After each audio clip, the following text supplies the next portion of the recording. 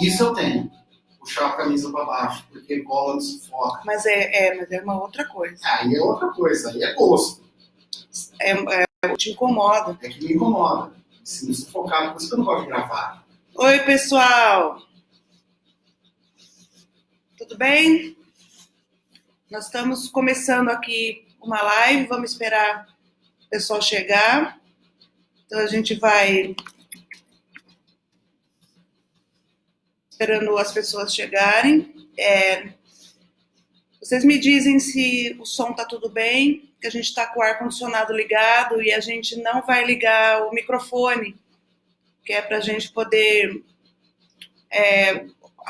para o Matheus poder sentar aqui e a gente poder conversar. Vocês estão conseguindo ouvir bem o que eu estou falando?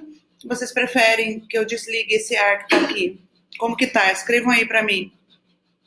Quem tiver conseguindo me ouvir. Tudo certo, então?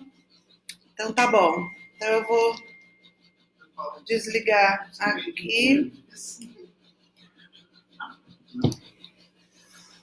E hoje nós vamos fazer uma live diferente.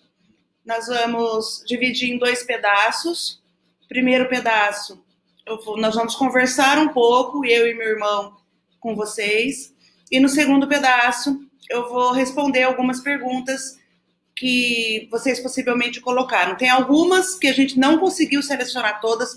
Tinham muitas perguntas que as pessoas mandaram no nosso Messenger, que mandaram no e-mail, mandaram no Zap do atendimento, e que talvez não dê tempo da gente responder todas.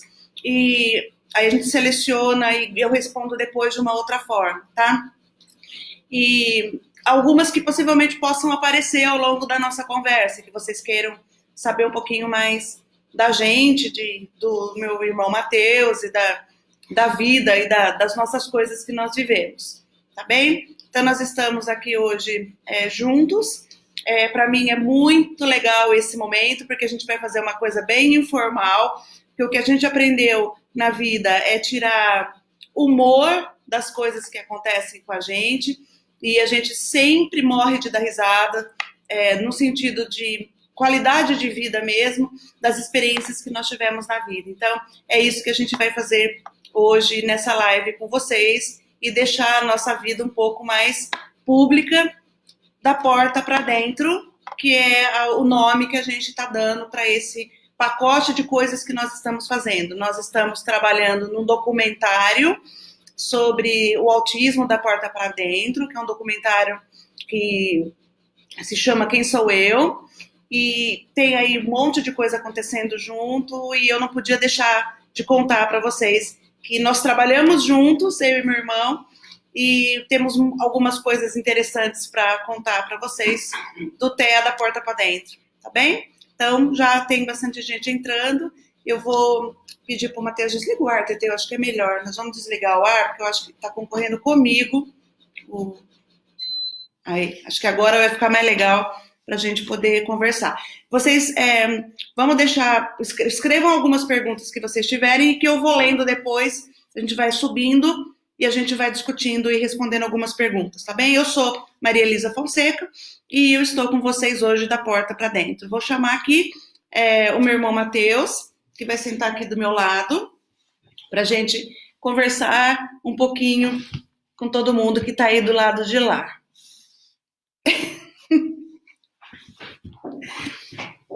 Esse é meu irmão Matheus. Matheus está se preparando para contar um pouco quer dizer, já se preparou, né? Para contar um pouco das coisas que a gente vive junto. Então eu vou pedir para você se apresentar um pouquinho. Você quer que eu pergunte ou você responde? Pode perguntar que eu respondo. Então tá. Então acho melhor você falar então o que você faz, onde você estudou, que curso você fez, tudo mais, para as pessoas saberem quem você é. Certo. Depois a gente continua. Bom, nasci em 2 de janeiro de 1978, às 8h15, entre 8h15 e 8h20, sou irmão da Maria Elisa, há 42 anos, né? Eu passei boa parte da minha vida aqui em Pirassununga mesmo, até os 18. A partir dos 18, como a própria vida sugere, eu bati asa e fui estudar fora, cursei faculdade, fiz um curso de imagem e som, depois trabalhei em São Paulo, voltei para São Carlos. Estou trabalhando em Limeira há 12 anos com o mesmo botijão de gás no apartamento, diga-se de passagem. Como é que vocês imaginam uma pessoa que mora sozinha? Se bem que mora sozinho, homem que mora sozinho, que não come quase nada, tem o mesmo botijão de gás há 12 anos. Então, a esposa vai ficar muito feliz depois. E sempre tive as minhas raízes aqui em Pirassununga, a despeito de eu ter uma certa experiência não internacional. O máximo que eu fui foi para Montevidéu com ela. Mas eu tenho bastante experiência de vida, bastante história para contar, bastante coisa que eu vivi e que só agora eu passei a me compreender, a entender que aquele menininho de 5, 4 anos que já se achava um pouco, não diferente, mas diferenciado. Agora eu passei a me conhecer melhor. E o Matheus fez Federal de São Carlos em Imagem e Som, depois jornalismo fez jornalismo. Isso. E trabalha comigo no Fortea, porque o Matheus sempre teve muito interesse por música.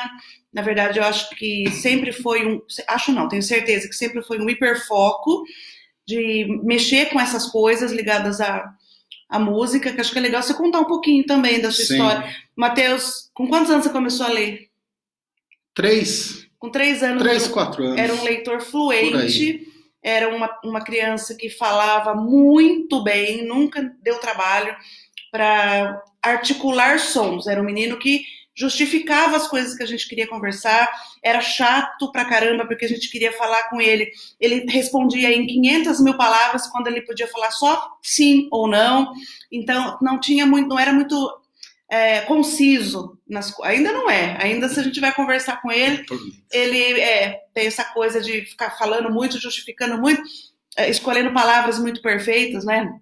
Total. Então, a gente tem algumas coisas que eu acho que é legal a gente passar. Eu fiz, né, um roteiro.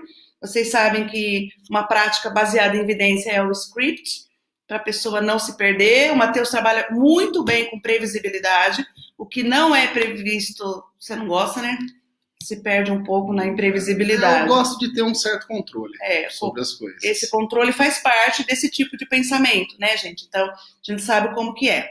Então, vamos procurar aqui, entendeu? Bom, você está em Pirassununga por causa da quarentena, né? Tá todo mundo em casa, isolado. O que você lembra? Qual que é a memória mais remota que você lembra de quando você era criança? Assim, você fala, nossa, eu tinha 2 anos, eu lembro de um fato. O que você lembra? Assim? Do gosto da mamadeira, do bico da mamadeira de borracha, que você me fazia rir, aí eu engasgava. Isso é verdade, gente. Ele ia mamar na mamadeira e eu fazia graça para ele engasgar. Não é isso? E ele tem a memória sensorial do gosto do bico da mamadeira, é isso? Eu não consigo lembrar nem quando eu mamava, e ele tem essas memórias. O Matheus é um cara que tem uma memória altamente privilegiada. Então, eu queria até entender como é que cabe tanta coisa dentro de uma cabeça. Então, às vezes, a gente quer saber telefone de açougue, ele sabe, quanto custa pizza, não sei de onde, ele sabe, placa de carro, ele sabe. O que mais que você lembra que você é bom? Fala uma coisa que você era criança e que você falava, nossa, eu faço isso com muita facilidade. Tocar, ler, escrever e divagar sobre assuntos que teoricamente não seriam normais para uma criança de 5 anos. Eu lia muita enciclopédia, por exemplo. O Matheus era o rei da enciclopédia. Na nossa época, de quando a gente era criança, né, a gente não tinha internet. A televisão passava 3 canais, né? Nós temos aí 8 anos de diferença.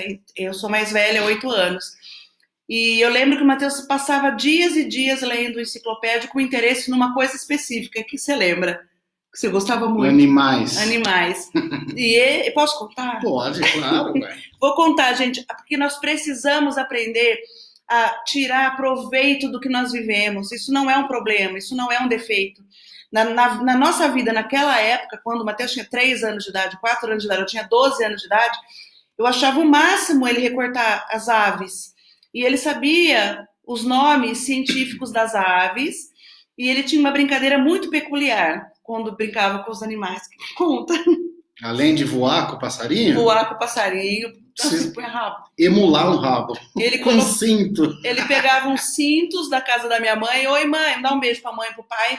A mãe não pôde vir hoje porque eles estão de quarentena, então melhor não ficar aqui no estúdio fechado com a gente. O Matheus fazia uns rabos e ele vestia o rabo. Com o que você pregava o rabo ali? Nada. Ah, você dava um jeito do... Dava um jeito de prender. E ele prendia o rabo em si mesmo. Rabo não, cauda. Cauda. Rabo é de outro bicho. Pegava a cauda e colocava e saía brincando como se fosse o passarinho, quer dizer. Então isso acontecia muito. Eu não me lembro muito. Tinha crianças em casa, mas eu me lembro mais de você brincar com as suas coisas, né? Sim, eu brinquei muito sozinho, né? E daí eu passei a criar minhas próprias narrativas. Então eu criava mundos não imaginários, mundos físicos com os brinquedinhos e brinquei muito sozinho. Fui uma criança que até certa idade, não por algum problema de relacionamento, mas eu gostava de brincar sozinho porque eu criava esses meus mundos, esses universos. É uma opção que eles têm, a gente vê muito isso. Você que é pai e mãe, você que trabalha, não é um problema, é uma preferência. E eu lembro que o Matheus tinha umas miniaturas que não era Lego, era Playmobil, e ele sabia exatamente quais eram os revolvinhos, as faquinhas que iam para cada bonequinho. E um dia perdeu uma arminha, lembra? Num tapete igual a esse. Eu jamais ia lembrar que era num tapete igual a esse. Um carpete. Um carpete, uma arma ficou perdida ali. Esse menino ficou desesperado porque uma arminha saiu do bloco de outras 500 que você tinha, lembra? E teve um episódio que eu me lembro, pra gente falar um pouco do comportamento impulsivo. Matheus era uma criança que quando a gente tirava um pouco ali do sério, ele ficava muito pé da vida. Que você pegou o cabo da guarda-chuva. Da vassoura. Furou toda a porta, lembra? Furei a porta. Então, alguma coisa que eu fiz, e aí eu acho que eu devo ter um pouco de culpa nisso também, porque eu provocava muito ele vai contar um pouco. E aí nós brigamos por alguma razão, ele pegou a vassoura e furou toda a porta, de raiva de mim. Então, esses impulsos, assim, muitas vezes pode acontecer por falta de regulação, que é aquela coisa de falar, vamos parar, respirar, coisa que hoje você já faz. Já. Então, aprendeu a fazer essa coisa um pouco, da autorregulação para não fazer mal a si e às outras pessoas.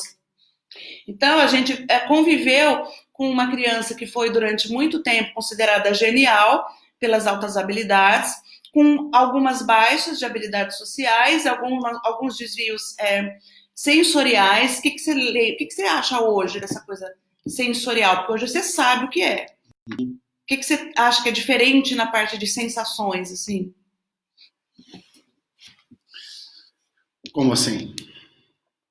Ah, certo. De olhar, eu tenho um certo costume que é involuntário. Muitas coisas que eu apresento é involuntária. Então eu tenho fixação por intersecções, quinas. Então a minha visão periférica ela é muito estimulada.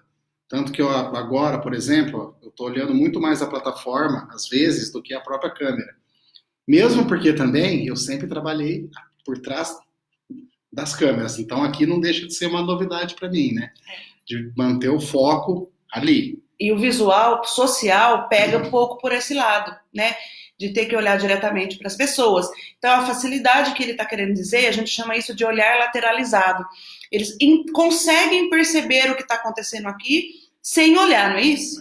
Ele diz que ele consegue dirigir sem olhar para frente. Ele é capaz de dirigir sem bater, só olhando para o lado. Porque essa coisa da perspectiva do olhar é bem diferente do que eu faria, do meu tipo de olhar, né? E o Matheus tem uma qualidade que eu não sei se isso te atrapalha, mas que é o ouvido absoluto. E quando que você lembra que você começou... Primeiro dia, porque memória você tem, certo, de falar assim, eu sei tocar piano. Muito porque você tocava. Então, A minha casa sempre foi basicamente uma loja instrumental. Muitos violões, cresci em meio a discos e livros, e um piano. E o meu vizinho, à época, não sei se eu posso citar nome, mas o meu vizinho adquiriu um órgão eletrônico. E eu escutei o ritmo e fui lá ver. Aí eu decidi que eu gostaria de aprender a tocar. Só que o meu processo evolutivo de tocar foi extremamente mais rápido que das outras pessoas que o meu que eu tocava, que eu toquei a vida inteira piano. No primeiro dia que ele sentou no piano, ele já tocou uma peça. Então, esse ouvido absoluto, vejam bem, a gente precisa diferenciar o som enquanto frequência. Não, porque isso é ruído. Agora, uma frequência, eu sei analisar ela. Um acorde. Por isso que eu tiro as músicas nas minhas bandas, que eu sempre toquei em banda, né? Sempre toquei em banda. E sempre toquei desde pequeno. Então eu sei, eu tô parado, dormindo, o caminhão buzina, eu falo, si bemol. A campainha toca, opa, esse aí já é um Fá sustenido. Até hoje eu não sei se é uma, se é uma dádiva ou se é uma maldição. É isso que eu ia falar, te incomoda. Porque você fica controlando isso também. Você fala, ontem tocou em si, hoje tocou em sol, tá errado, o mundo não tá certo. Um instrumento desafinado, digamos que é uma coisa que me incomoda muito, muito, sabe? E a voz das pessoas também, você consegue pôr em grupos, esse grupo, ou classificar assim, esse grupo? Não, aí já nem tanto enquanto divisões, né, de tenor, soprano, porque eu não tive uma formação erudita como a minha irmã teve. Eu fui muito mais autodidata, né? Nasceu para pegar e estudar assim, aí eu sei quem tá cantando o que, em que tom que tá. Fazer todo esse processo de divisão, eu sei. Tanto que nas minhas bandas, com os meus amigos, né, que eu sempre toquei basicamente com um monte de gente e ao mesmo tempo com as mesmas pessoas. Quando tinha qualquer dúvida de um acorde ou de alguma coisa, eles recorriam a mim. E aí, Má, como que é esse trecho aqui? Ah, é assim, papapá. Aí, beleza. E eu lembro que ele tocava, a gente estava brincando lá, eu com as minhas amigas, ele ali com a coisa dele. Aí chegava uma visita, aí o pai falava assim, vem tocar uma música para a visita conhecer e tal. Aí ele chegava os hinos de futebol que tocava no videogame. Musiquinhas de videogame, jingles de comerciais, temas de novela, qualquer coisa que seja definida como música, que tivesse ritmo, harmonia e melodia, eu conseguia executar. Mas você tinha mais uma preferência para o que era mais, por exemplo, comerciais, até hoje, jingles. Até hoje, né? Que minha área de atuação também... e depois ele foi trabalhar com isso, né? Foi estudar isso, foi fazer faculdade disso e se dar bem na vida, porque é o hiperfoco. Então, é muito importante a gente entender com as nossas crianças onde esse hiperfoco, porque lá no futuro a gente pode aproveitar isso e ganhar dinheiro com isso depois. Uma coisa que é uma característica importante do Matheus, que está ligada à memória também, essa coisa executiva de acionar mecanismos que já foram guardados, são diálogos de filmes. Eu lembro que ele também tinha uma coisa com filme, né? Você decora. Ele ainda tem uma coisa com filmes, mas ele sabe decorar os filmes. Qual que você lembra mais? Quase todos da Sessão da Tarde. Você decora as falas. E a trilogia do De Volta para o Futuro, eu sei que é uma coisa que ele gosta muito, tem interesse por isso. E do Karate Kid também a gente gostava, né? Gostava. Só que eu gostava de assistir o Karate Kid porque eu achava o moço bonitinho. E o Matheus, por causa que o diálogo, o enredo provocava uma coisa. E até hoje a gente tá falando alguma coisa, aparece uma palavra, ele fala, o senhor Miyagi falou isso em tal horário, em tal dia, em tal coisa. Quer dizer, a gente aprendeu a entender que isso era uma habilidade, uma característica que fazia parte do repertório dele. Conta um pouquinho pra gente sobre sono e alimentação. O que você lembra de quando você era menor e agora? Eu sempre fui muito chato para comer. Sempre. Sempre fui muito chato em relação à comida. Eu não diria seletivo, mas se eu tenho 40 anos, arredondando, né? Faz pelo menos uns 35 que eu não como frutas. Eu não como, eu tomo suco. Mas eu não como fruta. Eu como uma pedra, mas eu não como maçã. Nenhuma banana. Nem uma banana, muito menos. Banana, gente, é uma coisa Pior. que eu usava como punição para ele. É uma ferramenta de tortura. Eu saía com a casca de banana atrás dele e ele para fazer o que eu queria. Então, se eu tava afim de uma determinada coisa, né, eu ia contar para a mãe e falava: se você não comia banana, eu vou contar para a mãe. E ele nunca comeu. Ele sofria, ele crucificava, mas ele não comia a banana.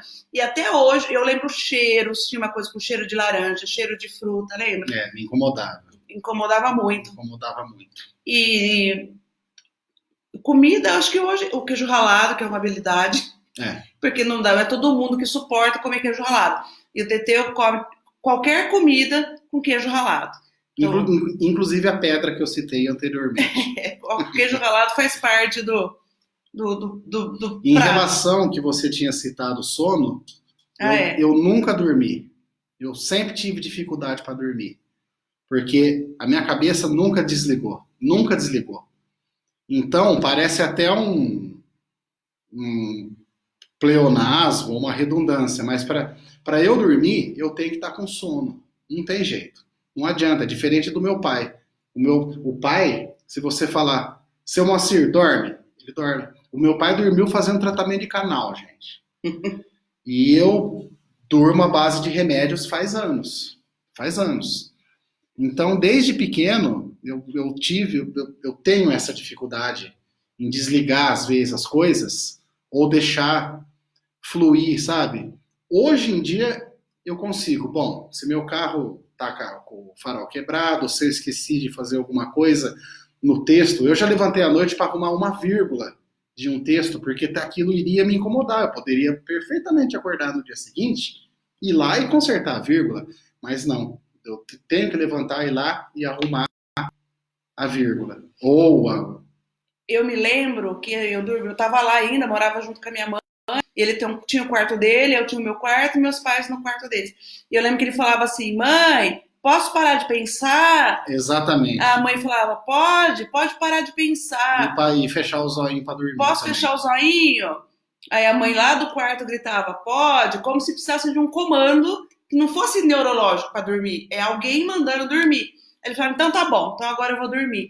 E esse monte de pensamento que invade, são pensamentos que não são pensamentos iguais aos meus só. Por exemplo, tem uma conta para pagar, tenho que entregar determinada coisa, é a vírgula incomodando, é a soma do número da placa do carro que não deu certo e tem que fazer dar certo. Então são alguns pensamentos mágicos que acabam concorrendo um pouco. Isso tira o sono, porque ou eu durmo ou eu penso.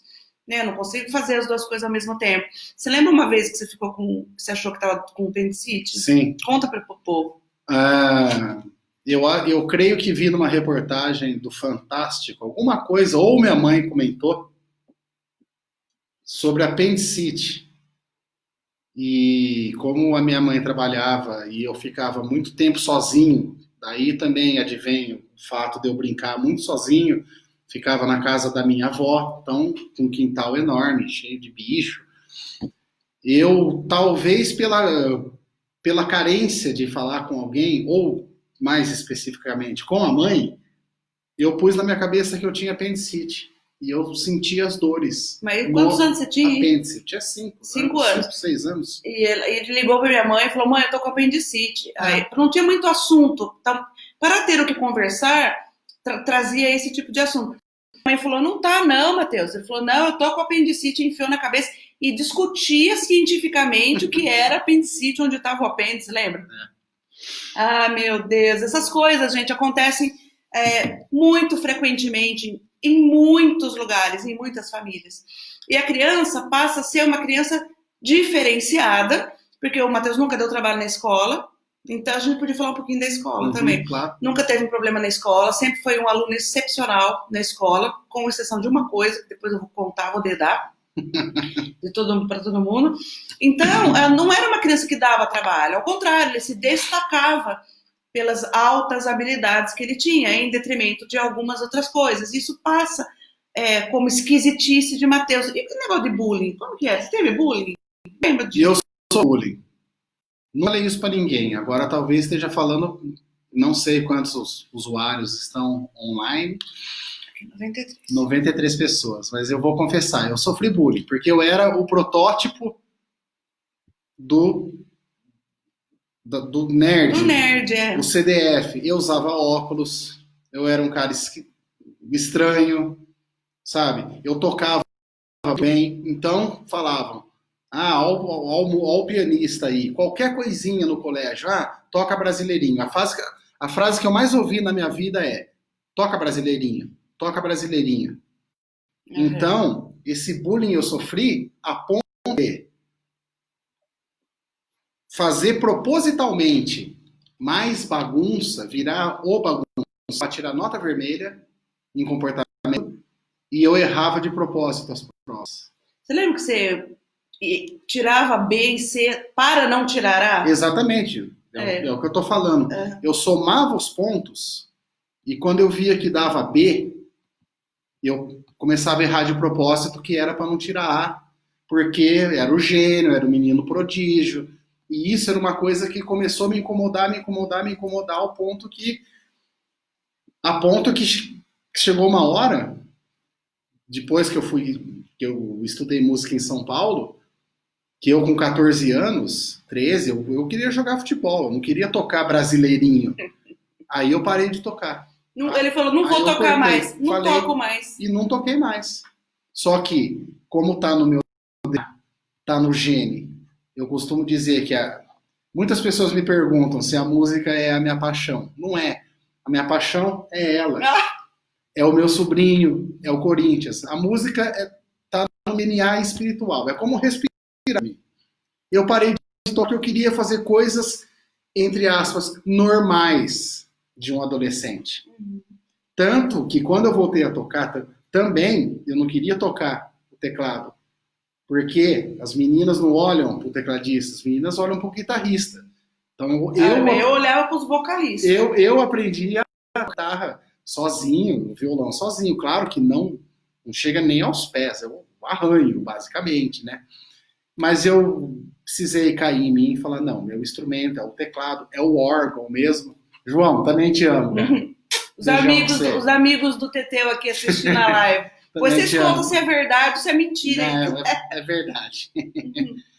Aí eu decidi que, aí na real, falei, cara, a gente não escapa daquilo que a gente é. Porque eu sou muito bom para cunhar frases também, frases de efeito, né? E retornei para o meu instrumento original, que é o teclado, que é onde eu me destaco, e coloquei o teclado no seu devido lugar, que é na frente da banda, mais fazendo caminha pros outros. E uma coisa que o Matheus sempre teve de ruim é a letra. A letra do Matheus, ela é horrorosa. O que ele tem de eloquência para falar, na escolha das palavras. Matheus tem até uma erudição para falar. Ele escolhe palavras para falar. E a gente já vê isso nos meninos que vêm aqui na clínica com 4 anos de idade, falando palavras perfeitas, falando concordâncias entre as frases, que não é um problema de fala, mas é um uso diferente da comunicação, que não combina com um cara pequenininho falar do jeito que esse aqui falava, e do jeito que um monte de crianças, dos filhos de vocês que eu tô vendo aí escrevendo, também falam. Mas a letra eu vou contar para vocês. Até hoje a gente não consegue... Parece que eu escrevo com a mão esquerda desde que eu nasci, sendo que eu sou dessa. Então não tem diferença. Eu não consigo desenhar um quadrado certinho, um triângulo certinho, mas posso garantir, a letra não é importante. Isso que eu ia falar. O importante é o conteúdo. Porque às vezes as mães vêm aqui, ou eu escuto muito quando eu vou em algum lugar, que a escola fica fazendo letra cursiva. Acho que você nunca escreveu com letra cursiva na vida. Eu nem sei o que é isso. A letra cursiva, a letra de mão. A letra de mão. Maior. Tinha um caderno de exercício. O que você acha disso? Pô, a criança pra fazer isso? Uma bobagem. Eu também acho uma bobagem. Eu acho que o importante é o conteúdo, não a forma. Desde que seja legível e você... Mas a sua não é muito legível, não. Não, mas o conteúdo se sobressai. O conteúdo se sobressai. E hoje em dia, com as facilidades de um teclado, por exemplo... Com certeza, são os recursos tecnológicos apoiando as crianças na escola. Eu não me lembro ao longo da vida, não sei se todo mundo sabe, mas nós temos um irmão mais velho com paralisia cerebral. Então, nós somos em 13 vivos em casa. A mamãe já teve alguns irmãos que a mamãe perdeu. Mas nós nascemos, de fato mesmo, e crescemos nós 3. Eu, o Matheus e o Neto, que era o mais velho de todos, com paralisia cerebral. Que o Neto é falecido em 82. Então, em 82, o Matheus era pequenininho e eu já era um pouquinho maior, e o nosso irmão, que tinha paralisia cerebral, faleceu. E eu lembro de alguns materiais pedagógicos adaptados para aquele irmão. Então, aquele irmão que ia fazer atendimento na PAI, não foi para a escola comum, tamanha deficiência que tinha, eu me lembro que ele tinha muito ajuste curricular, assim, tinha brinquedos diferentes, para tentar, e ele se alfabetizou de uma forma alternativa naquela época, usando alguns recursos diferentes. Mas eu não me lembro, a não ser a mãe lendo para você. Mas é porque eu não dormia. Então eu pegava algum livro de historinhas, bobinhas, ou mesmo pontos, ponto é um termo antigo, né? Algum livro de ciências, assim, porque daí eu dormia mais fácil. Era pura e simplesmente por isso. Era um modo que eu tive de deitar na cama da minha mãe para pegar sono. Então eu usava muito desse expediente. E prova em geral, essas coisas, eu não me lembro da mãe. Estava sozinho. Teve que se virar, gente, porque até então, por essa coisa da intelectualidade, ocupar um espaço, não deu trabalho. Então a gente vê que a inclusão escolar, ela me dá muito mais trabalho quando as crianças precisam de muitos ajustes, muitos adaptadores. Quando a criança dá conta do que a cultura espera que esteja dando, não importa se está sofrendo socialmente, não importa se não tem habilidade social, não importa nada disso. Teoricamente falando, entre aspas, né? Importaria se estivesse tirando nota. E foi o que aconteceu aqui com o Matheus. Então eu vejo que passou, talvez hoje, olhasse com algumas outras. O que eu noto, às vezes, é que a gente tem que dar. Por exemplo, ele trabalha comigo no Fortea. Ele que faz toda a parte de roteiro, direção, filmagem, equipamento, tudo ele que faz no Fortea. Estudou para isso e tem dom para isso, vem trabalhar com a irmã. E o que eu vejo que funciona muito com o Matheus são roteiros. Uhum. Se a gente não faz muito roteiro, ele não sabe a que contexto. Você se perde um pouco nessa coisa do contexto. A gente tem que dizer, falando disso... É que eu gosto de anotar tudo também. Para ter uma visão global. Eu gosto de ter uma visão global das coisas, uma visão macroscópica, sabe? Sim. Geral. Uhum. Isso chama coerência central. Porque, por um lado, você tem essa coisa de olhar o todo, por outra, tem um apego a detalhes. Porque ninguém melhor que o Matheus, quer dizer, todos os meninos são, a maioria deles são assim, mas o Matheus tem um negócio com detalhe, então, assim, o que é hiperfoco, ele consegue saber onde que coisinha pequena, qualquer dúvida que vocês tenham com concordância verbal, uso de crase, vírgula, pontuação, vocês podem perguntar para o Matheus, porque é ele que faz revisão em todos os textos, ele tem uma habilidade, ele bate o olho, é como se aquilo tivesse feio, não é? É uma coisa visual, assim, incomoda o que não estaria errado, né? Como se estivesse certo. Matheus, a escola já falei. Deixa eu ver no nosso roteiro aqui, se tem mais alguma coisa que você lembra. Depois eu vou ler aí o que algumas pessoas estão falando. Eu tenho muito trauma, só para agregar aquilo que eu disse, do protótipo da criança que sofria bullying, por ser muito inteligente, além de tudo eu usava óculos. Então eu fiquei traumatizado até o dia que eu decidi, não vou mais usar óculos. E não usei. Muito graças à sua cirurgia que eu vi que deu certo. Que me estimulou. Então, quando eu falei, a partir de hoje eu não faço mais tal coisa, eu não faço mais essa tal coisa. Tem um episódio na vida que eu participei, que foi quando a mãe te levou... quando a mãe te levou no oculista. Mas você quer a sua versão? Não, tem a versão que aconteceu e tem a versão da sua percepção. Lógico. O que aconteceu? Minha mãe marcou um oculista para ele. Quantos anos você tinha aí? Eu tinha 5 anos. 5 anos. A mãe, depois você conta para nós se foi isso mesmo que você programou. A mãe marcou uma consulta no oculista. Nós sempre usamos óculos. E aí, não avisou ele, não foi isso? Não. Ele fica bravo até hoje pelo que aconteceu. É. Conta a sua versão, então.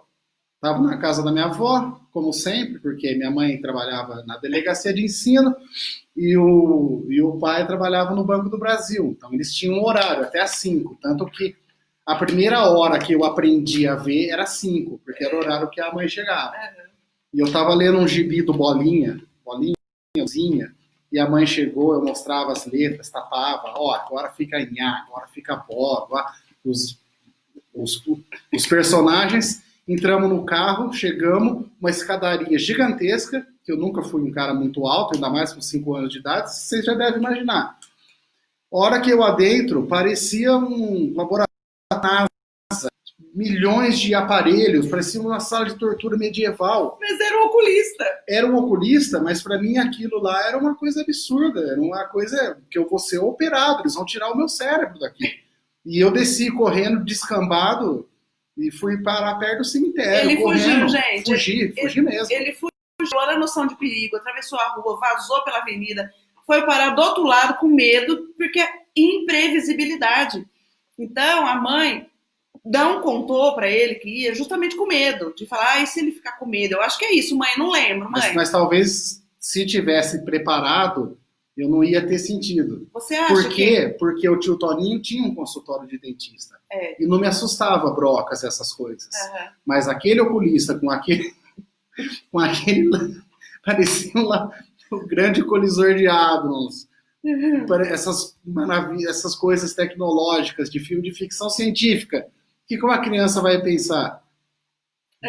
Dê no pé. E você acha que é importante, então, essas antecipações, essa fundamentais. Previsibilidade. Olha, gente, previsibilidade, antecipação. Fundamental. Contar de alguma forma, preparar a criança, principalmente as nossas, que não sabem lidar com esses imprevistos, essas surpresas, porque o menino ficou com trauma até hoje. Até hoje. Nunca E natação também, eu só fui aprender a nadar depois. Primeiro porque eu tive um péssimo professor, que traumatizou talvez uma geração inteira. E outra porque ele não me avisou da aula de natação. Então eu rezava, que nunca me atendeu, para chover, para cancelar a aula de natação. Porque eu tremia de medo de aula. Talvez, se me expliquem, eu lembro que a mãe até depois, mas isso depois ela quis consertar. Ela comprou os óculos da sorte, que era a história do Toquinho, que era um ursinho, que ele errava jogar os negócios no parque de diversão, ele põe o óculos e a vida dele melhorou por completo. Mas daí já não me interessava mais, porque eu já estava traumatizado com o negócio. E a partir do momento que eu falei, não uso mais óculos, eu migrei para lente de contato a ponto de usar o dia inteiro. Vamos supor, eu usava para ir no colégio, na fase do colegial, eu usava a lente esquerda até 2, 3 da tarde e usava a lente direita. Mas por que não usava até as a hora duas? de dormir? Porque daí era... Qual era o cálculo? Você não, que resolveu podia fazer isso? mal, porque não podia passar o número de horas Com a lente, que não é aconselhável. Hoje, mas eram 6 horas, ou só lente para sair, mas como eu ainda não estava na época de sair, eu só ia no colégio, eu ia com o colégio, mas na frente também. Então, tanto que quando eu punho as duas lentes de contato, o mundo se desdobrava perante. Aí ficava certo. Aí, nossa. Teoricamente é o certo. Não, eu achava estranho. Achava até estranho, porque me acostumei a ver o mundo com um olho com 8,5 e 8 graus. Então vocês imaginam como o meu óculos era. E hoje você acha era que você tem... isso aqui, ó. Era mesmo. E aí um dia ele foi no Rio, foi com a minha mãe no Ribeirão, e debruçou assim para ver os peixinhos lá, o óculos dele caiu lá dentro. Ai, meu Deus. O óculos tinha acabado de ficar pronto. No mesmo dia que pegou o óculos, o menino me perde o óculos. Aí fica desastrado para um monte de coisa, né? Eu sou cavalo, eu não quebrei a tecla do piano ontem. Quebrou uma tecla do piano ontem, gente. Mas é porque eu sou... Não veio justificar, não. É porque eu toco muito forte, mas maçanetas, e eu espano... Coisas muito refinadas. Eu espano muito parafuso. Para mim é difícil dar um nozinho ou enfiar uma agulha que é uma linha numa agulha, ou passar cadarço, eu não sei até hoje, não vou passar. Não vai Não passar. adianta. Alguém que vai passar para mim, porque eu não consigo. Habilidades mais refinadas, né? Então tem mais dificuldade para coisas, por um lado. Soldar um cabo, por exemplo. Ah, mas isso nem eu, né? Não, Soldar mas eu digo assim, você fazer coisas manuais. Eu sofria nas aulas de educação artística, quando tinha pintar, tudo bem, mas qualquer coisinha, macramê, olha o que mandaram fazer. Mano, é que antigamente fazia isso. Então, né? mas como eu que fiz, eu lembro disso. Como eu sofri para fazer essas coisas na aula de educação artística. Então, era um menino que poderia ter tido um olhar para essas dificuldades na área de habilidades manuais na escola e nunca teve. Eu que fazia, minha avó que fazia, meu avô que fazia, e fingia que era ele. Nós estamos contando o nosso segredo aí, pessoal do isso mesmo. Pessoal do Kennedy, os nossos professores do Kennedy, era eu que fazia parte de trabalhos manuais para o Matheus e o desenho. E olha que eu sou um pianista de mão cheia. Então, para algumas coisas, uma habilidade quase a mesma, que é o uso digital, é muito boa, para outras é muito ruim. Então, digamos que a minha balança é bem desequilibrada. Que é o que a gente chama de desnivelamento no desenvolvimento. A gente avalia isso, a gente consegue medir isso. Né? E o Teteu passou a vida inteira como estranho, não foi? Sim. Como estranho, ou passou por milhões de psicólogos. Alguém perguntar que tipo de tratamento fez? Para isso, nunca. Para outras coisas, todas. Passou a vida em psicólogo, passou a vida, né? E nunca ninguém chegou. Isso é mais recente, né, Teteu? Essa coisa Sim. Da gente entender. Eu, Sim. particularmente, tenho uma coisa, eu não posso chegar para ele e falar, olha, vocês têm aquilo. Mas foi preciso a gente definir isso dentro dele, confirmação depois, mas ele já era adulto. Passou a vida inteira assim nessa desconfiança de que era só altas habilidades na casa do superdotado, e por causa disso é que tinha essas esquisitices de Teteu. Mas não era isso. A gente já via desde. A mãe conta. Nós vamos fazer uma live com a mãe. Oi, mãe, de novo. Quando a mãe puder sair, nós vamos fazer uma. A mãe vai contar o que a mãe passou. Se vocês querem dar risada, nós vamos dar risada com a live com a dona Zilda. Porque a mãe tem um senso de humor para contar tudo o que fez comigo, porque eu também tenho algumas coisas que dei trabalho na vida, né? Nossa. E o Matheus, com essas coisas, ele sabia o que era. Né? Então agora, durante muito tempo, é que a gente sabe como isso é importante e como a vida muda quando a consciência fala, meu, não é frescura minha, né? Não é. Não é sem vergonhice meu, não é falta de couro, não é mimo, que eu vejo às vezes algumas mães achando que não conta não pra ninguém o que ele tem, não fala como se ele tivesse um problema. Você acha que é importante a pessoa ter consciência? Fundamental. Acho muito importante. Porque a partir do momento que você se conhece, você pode parar e pensar, peraí, isso é coisa da minha cabeça ou não? Isso. E é diferente de você falar, não, eu sou assim mesmo, esse é meu jeito. Não, é outra coisa. É outra coisa. Então, hoje em dia eu posso falar que eu me conheço, eu sei da minha localização no espectro, e eu sei também que é uma condição que eu tenho que trabalhar. Eu tenho que trabalhar. Não existe uma pílula maravilhosa que vai me fazer dormir à noite ou consertar algumas coisas para me tornar uma pessoa normal. Porque daí eu pergunto para vocês, o que é ser normal? Nenhum Asperger, ninguém quer não ser Asperger. Nenhum. Todos que eu conheço na minha vida, todos falam, eu não sei como é não ser assim, eu não sei como que é, eu sou assim, tanto é que é o nome do nosso documentário. Eu sou assim. Eu não sei ser diferente, né? Eu não sei como. Às vezes, outro dia perguntaram para a filha do Fábio Júnior, para a Cléo Pires lá. Perguntaram para assim: como que é ser filha do Fábio Júnior? Ela falou: eu não sei ser filha de outro. Eu não sei responder isso, porque eu só sou filha dele. Não dá para perguntar como eu não sei não ser assim, entendeu? Nossa. E com um diagnóstico super tardio, com mais de 30 anos, que é o que a maioria dos adultos hoje tem, muitos pais vêm aqui na clínica e trazer os filhos, e a gente acaba chegando no processo do diagnóstico do pai, a gente olha para trás, a história é praticamente a mesma. De toda uma história de sofrimento, história de desorganização. E sofre todo mundo, viu, gente? Sofre todo mundo. Sofre a família inteira. E a gente demorou pra gente sentar aqui e falar, né? Um pouco sobre essas coisas. Legal. Assim. Eu falei, a gente tá preparando documentário e saiu essa ideia. falando, vamos, entra na minha live, porque a gente concluiu, a gente lançou o curso novo do Fartea anteontem, sim. Terminamos toda a coisa técnica, né, de gravação e tudo mais, e na nossa última reunião, conversando sobre isso, eu falei, vem pra minha live, vai, vamos participar aí. E muito em breve também no YouTube, o nosso canal irá contar com uma playlist chamada exatamente Autismo da Porta para Dentro, que é no nicho familiar. Isso. Que vocês podem fazer os depoimentos, gravar, enviar, qualquer coisa a gente vai e visita. Nós vamos fazer isso, nós vamos viajar, nós vamos até as casas, nós vamos pegar depoimentos, nós vamos fazer uma coisa bem legal aí com essa playlist temática. Com essa playlist temática da Porta para Dentro, que hoje, teoricamente, é o nosso primeiro encontro. Então, obrigado. É isso aí. Vamos dar uma olhadinha aqui no que as perguntas... alguém tem algumas perguntas? Vamos ver. Ó, quando o Márcio está perguntando, o Márcio é amigo do Matheus desde que ele nasceu, praticamente. Um beijo, Márcio, para você aí, na sua terra, onde você está. Quando que vai lançar o documentário? Nós mais ainda, a longo prazo. Nós não estamos data ainda. Muito prazo, material.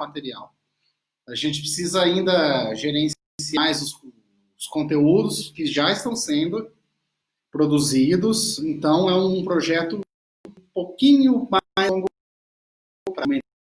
Aí, claro que nós vamos sair para captar recursos, qualquer forma de colaboração, de uma coprodução, por exemplo, pode ser.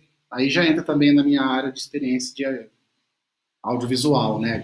De captação de recursos, como você planeja uma produção audiovisual. O roteiro, logicamente, minha irmã, eu posso fazer, só que ela é a curadora, ela que vai fazer a consultoria, né? E eu acho que vai ser interessante. Mas a playlist temática, elas basicamente conterá depoimento de vocês. Serão feitos por vocês, pelos usuários. Então, não é assim, não, vocês, sabe? Nós. Uhum. Eu e vocês seremos nós. Uma frase bonita. Uma frase super original. Assim. Ó, o João tá perguntando, o João, outro amigo do Matheus, mostra o mapa de palco que desenhou. É porque nós fomos tocar no fim do ano na festa do bar de um amigo nosso e eles pediram, e foi solicitado um mapa de palco. Mapa de palco, explica o que é, porque às vezes... O mapa de palco é a disposição dos instrumentos, da onde fica cada músico, o retorno de som, a caixa, quantos microfones serão necessários.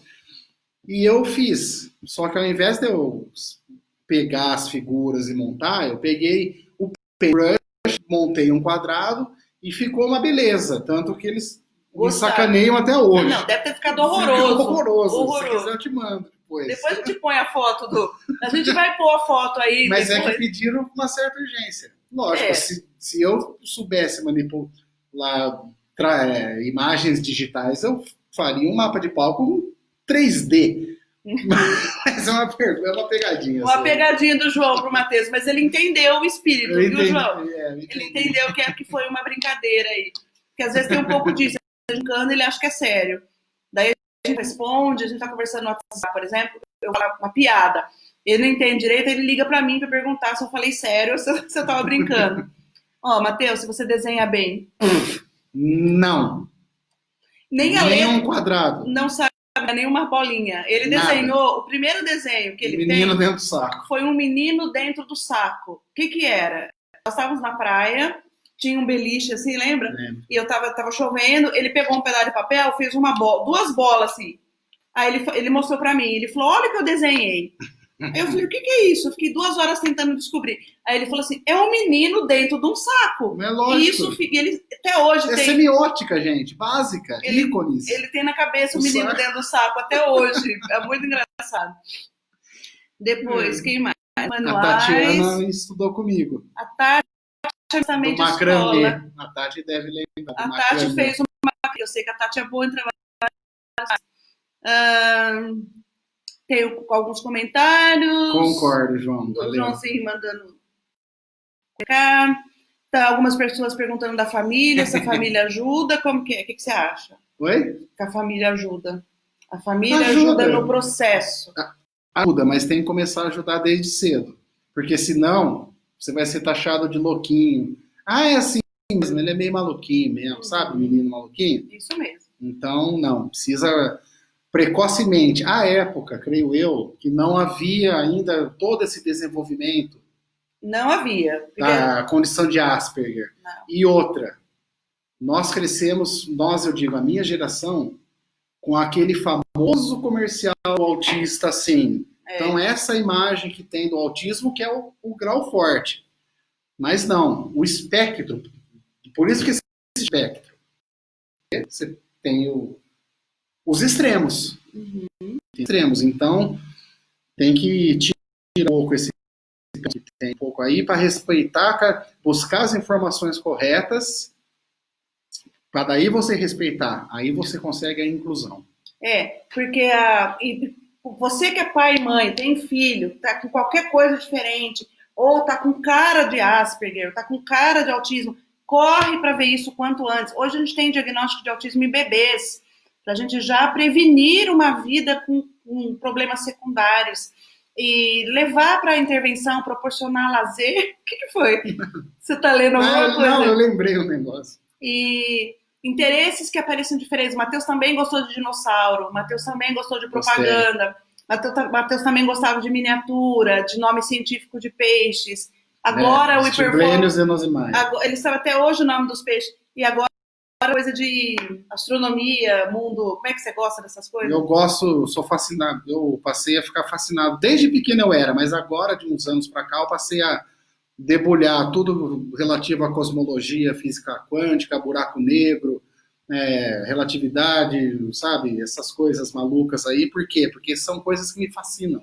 Eu lembro que ele era pequenininho, ele lia uns almanac. Lembra? Almanac de Biotônico Fontoura?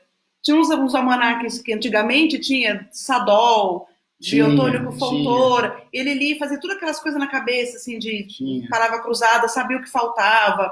Coisas assim, a gente achava legal. Eram passatempos, né? Passatempos que dava para fazer. Muito fáceis, aliás. Então, é fácil porque você... Mas recortar o negocinho, por exemplo, da revista Nosso Amiguinho, recortar uma casinha e depois grudar, para mim já era difícil. Já é difícil. Já é difícil. Cola. Quanto eu colei a mão, é difícil abrir, até abrir garrafa, às vezes, é complicado. Uhum. Aí o pessoal tá perguntando de relacionamento, o Matheus sempre teve namorada, né? A vida inteira teve namorada. Olha, eu demorei porque eu fui um rapaz... Eu fui uma criança, de certa forma, diferenciada, para não usar o termo esquisito. Fui um moleque feio e virei um homem bonito. Mas, não era feio, não. Não, era feio. Eu era muito estranho, eu era muito esquisito. Mas é que também, naquela época, não é que nem hoje, que namora com 11 anos. Bom, se bem que a mãe começou a namorar com... A mãe começou a namorar com 11. 13, que 11, aí da cadeia. Da cadeia, Bom, mas enfim, mas eu posso garantir, não várias, tive algumas namoradas, meio todas elas ainda que é o meu modo, né? Aí é que tá, o modo. O Matheus tem uma coisa, vou dedar ele. Ele fala assim, eu tenho que ir para tal lugar, vamos supor, tá namorando essa menina aqui. Aí ele fala, eu vou lá às 7 da noite. Eu falo, mas não precisa marcar a hora para ir, vai. Não deu a hora ainda. Tem que 7 da noite eu vou. 7 da noite ele vai. Eu sou pontual. É muito pontual. Eu não faço ninguém me esperar, mas também não gosto de ficar esperando. Não faz mesmo. A hora para ele é a hora mesmo, assim, certinha. Agora, sempre vi você com relacionamentos longos. Né? Uma média aí de 1 ano e meio, 2, por aí. Só que depois, por motivos, alguns que até extrapolaram, acabaram não dando certo, mas hoje eu estou num relacionamento extremamente estável, já faz alguns anos já. Então, aprendendo a conviver, quando a gente aprende a conviver... Mas não é fácil, viu? As pessoas precisam ter muita paciência comigo. A mãe vai pro céu... A mãe é uma santa. Ela vai pro céu sem escalas. Ô mãe, você é uma santa. Na próxima live queremos a senhora aqui com a gente, contando os nossos podres. Pode contar o meu também, não tem problema, mãe. Porque o legal disso, nossa ideia, é mostrar que não é um problema grave. Não é, existem algumas mães que têm os seus filhos severos, a gente sabe que existe essa população. Essa que tem seu filho severo, a gente tem que selecionar objetivos e metas bem rápidas, bem pontuais, para que não fique levando problemas depois para a vida adulta. Na nossa perspectiva do que a gente viveu na nossa família, nós tivemos um quadro grave do outro irmão, Sim. não do Teteu. Então a gente tem as duas pontas. Os dois extremos. Nós tínhamos um neto com um quadro bem severo e a gente tem o Teteu com um quadro muito leve. Então, cada um com as suas possibilidades de vida e todo mundo com as mesmas preocupações, porque a preocupação era o que vai ser quando crescer, como eu vou ser quando crescer, o que eu vou fazer da vida, como todo pai e toda mãe, a mesma preocupação que eu tenho com os meus filhos hoje. Mas eu aprendi muito, aprendo muito com o Matheus até hoje, com coisas que ele fala. Às vezes eu pego os exemplos que ele usa, cito muito as coisas que ele faz. E eu tenho só a agradecer pelo fato dele estar trabalhando comigo e ser tão rígido em algumas coisas, porque essa rigidez é do bem. Então, por um lado, a rigidez atrapalha, por outro, a rigidez ajuda muito, porque ele vai colocar cada cabo no seu respectivo lugar. Vai ligar no mesmo lugar. Então, são funcionários extremamente competentes naquilo que precisam fazer. Não só aqui, que ele está trabalhando mais agora por conta da quarentena, mas ele tem o trabalho dele na Câmara e faz as coisas dele em Limeira. E um detalhe que eu aprendi também. Se você fizer alguma coisa... A mãe entrou. A minha mãe entrou aqui na live e vai... nós vamos responder. Faça direito. Escutaram? Por quê? Perfeccionismo também. Mas porque se você fizer direito, você faz uma vez só. Você evita o retrabalho. E aí, se fizer errado, alguém tem que fazer de novo. Ou ele mesmo, ou a pessoa tem que fazer de novo. Então, minha mãe está aqui fazendo uma pergunta. Ela disse para você falar dos roteiros dos filmes que você fez com 7 anos. Eu não me lembro disso. Eram historinhas que o colégio exigia para a gente fazer. Eram histórias em quadrinhos. Obviamente que eu não desenhava. Mas eu criava os roteirinhos, né? Os personagens, mas eu não os desenhava, porque nunca foi o meu forte, né? Realmente. Não, na verdade, não foi forte. De jeito nenhum. Mas eu escrevi umas coisas meio absurdas para uma criança, assim. O Gil tá... Gil, beijo pra você, Gil. Jardel. O Gil quer que você conte a história do telhado. Isso é uma... Quando a gente era adolescente, eu fui dormir na casa dele. E a gente ficou sabendo pelo noticiário, pelo jornal, que ia ter uma chuva de meteoros. E a gente subiu até o telhado, levou um suspiro para comer. Suspiro de doce? Para não passar fome. Ficamos horas no frio, no vento, e não vimos um. Não veio. Nenhum. Enganaram vocês. Não foi. É uma amizade muito antiga, assim como o Márcio. É isso que eu ia falar. O Matheus tem os mesmos amigos desde que tinha 1 ano de idade. São os mesmos amigos. Outros vieram por conta da faculdade, por conta do trabalho, mas os amigos mesmos são os mesmos sempre, né? São os mesmos. A gente cresceu junto, que eu não imagino a minha vida sem vocês, viu, seus cabeçudos. Tem uma coisa aí que eu acho que eu preciso contar, que o Matheus não gostava de dançar, não dança até hoje, então, aliás, meu pai também não, mas o Matheus, festa junina, festinha de escola, fazer apresentação de dança, dançar...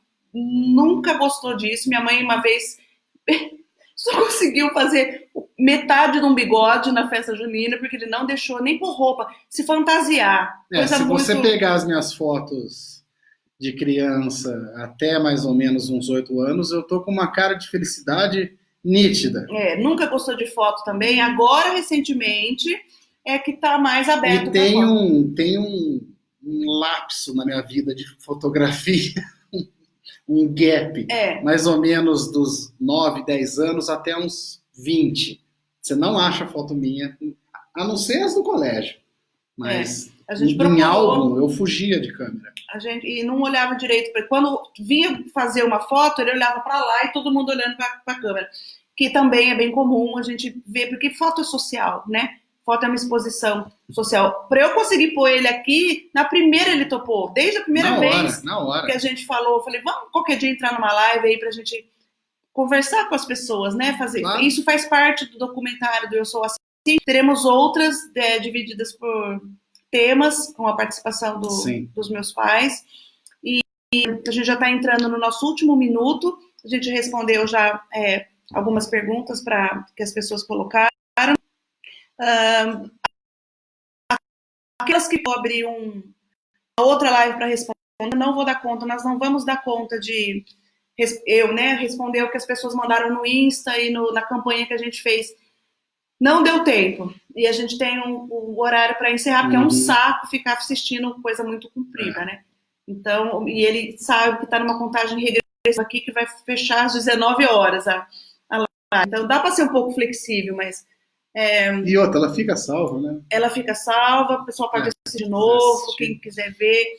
Então, assim, para mim foi muito bem, achei genial o fato da gente vir da porta para dentro. Então, acho que a gente pode ir, a gente está agradecendo muita gente aqui dando o alô para a gente, muita gente legal, obrigada por vocês terem aceito a possibilidade de nos ouvir, falar de algo não muito programado, não de um assunto específico, mas para contar um pouco do que a gente vive e do que nós vivemos dentro de casa. Então, existe muito mais da porta para dentro que vocês possam imaginar.